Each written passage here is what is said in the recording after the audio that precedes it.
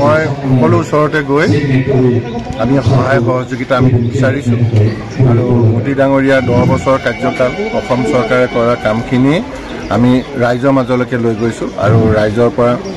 সহায়ো পাইছোঁ আৰু আজিও ইয়ালৈকে আহিছোঁ আমাৰ বড়ো জাতীয় সংগঠন আমাৰ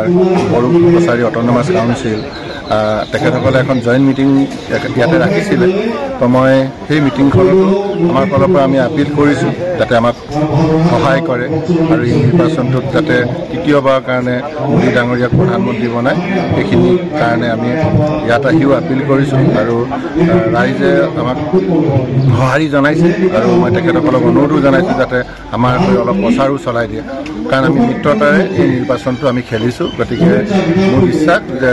আমাৰ ৰাইজে আমাৰ এই প্ৰচাৰ কাৰ্যটো অংশগ্ৰহণ কৰি বিপুল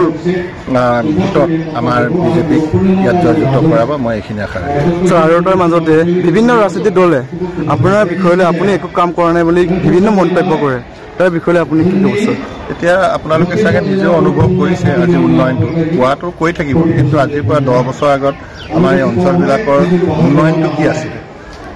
আৰু আজি 10 বছৰৰ পিছত মোদী ডাঙৰীয়াৰ কাৰ্যকালত আজি উন্নয়নটো কেনেকুৱা হৈছে এই গোটেই কথাখিনি ৰাইজে বুজি পাইছে আৰু যিসকলে ক'ব বিচাৰিছে উন্নয়ন হোৱা নাই সেইসকলক ৰাইজে ত্যাগ কৰিছে আৰু ৰাইজ বিজেপিৰ ফালেহে বেছি আশাজনক।